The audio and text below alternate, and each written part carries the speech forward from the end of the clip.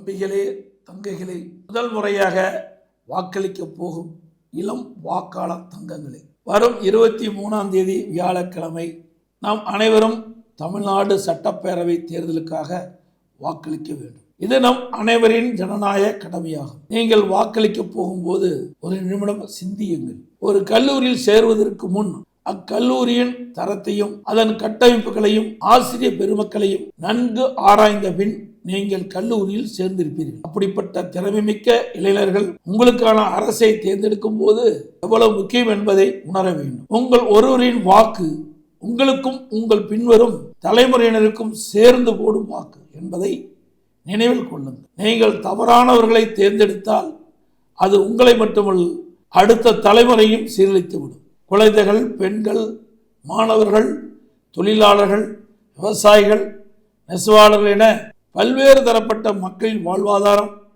உங்கள் ஓட்டில் உள்ளது. அனைத்து இந்திய அண்ணா திராவிட முன்னேற்ற கழகத்தை தோற்றுவித்த புரட்சி தலைவர் எம்ஜிஆர் அவர்கள் இளைய சமுதாயத்தை மனதில் வைத்து ஆரம்ப கல்வியில் சத்துணவை கொண்டு வந்தார். புரட்சி தலைவர் எம்ஜிஆர் குறைந்த கட்டணத்தில் ஏழை எளிய நடுத்தர மாணவர்கள் கல்வி கற்க வேண்டும் என்ற தனியார் பொறியியல் கல்லூரிகள், பாலிடெக்னிக் கல்லூரிகள், கலை அறிவியல் கல்லூரிகள் தொடங்க அனுமதி கொடுத்தார். அதன் மூலமாக பல்வேறு நாடுகளில் இந்திய அளவிலும் உலக அளவிலும் உயர் பொறுப்பில் தமிழ்நாட்டைச் சேர்ந்தவர்கள் இருக்கின்றார்கள். புரட்சி தலைவி அம்மா அவர்கள் பள்ளிக்கல்வி, உயர்கல்வி மாணவர்களுக்காக என்று இலவச சைக்கிள் மற்றும் லேப்டாப் கொடுத்து மாணவர்கள் முன்னேற்றத்திற்கு வழிவகுத்தார்.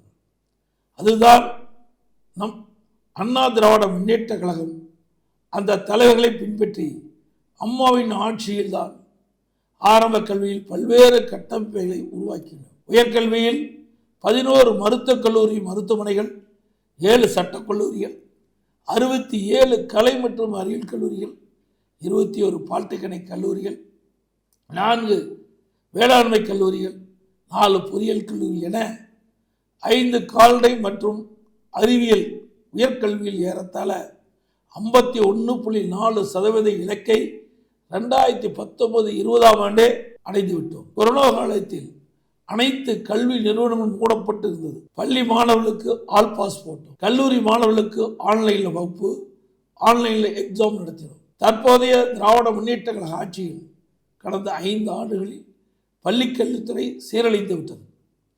மாணவர்களிடையே போதைப்பொருள் கலாச்சாரம் ஊடுருவி அவர்களின் எதிர்காலம் பாதிக்கப்படும் நிலை உருவாகியுள்ளது. இந்த நேரத்தில் படித்த இளைஞர்களாகிய நீங்கள் 2 கட்சிகளிலும் சீர்தூக்கி பார்த்து அதன்படி உங்களின் எதிர்காலத்தை சிந்தித்து வாக்களிக்க வேண்டும். திமுகவை விரட்ட வேண்டும் என்ற எண்ணத்தோடு உள்ள நீங்கள் உங்கள் வாக்குகளை வேறு யாருக்கும் போட்டு வீணடிக்காமல் அனைத்து இந்திய அண்ணா திராவிட முன்னேற்ற கழக தலைமையிலான தேசிய ஜனநாயக கூட்டணி கட்சிகள் அதிக வாக்குகளை பெற்று அமோக வெற்றி பெறவும், அனைத்து இந்திய அண்ணா திராவிட முன்னேற்ற கழகம் தனி பெரும்பான்மையோடு வெற்றி பெற்று ஆட்சி அமைக்கவும் எங்களது தேசிய ஜனநாயக கூட்டணி கட்சிகள் சின்னங்களான இரட்டை சின்னம், தாமரை சின்னம், மாம்பழ சின்னம், குக்கர் சின்னம் ஆகிய சின்னங்களில் பெருவாரியான வாக்களித்து வெற்றி பெற செய்யுமாறு அன்புடன் கேட்டுக்கொள்கிறேன்.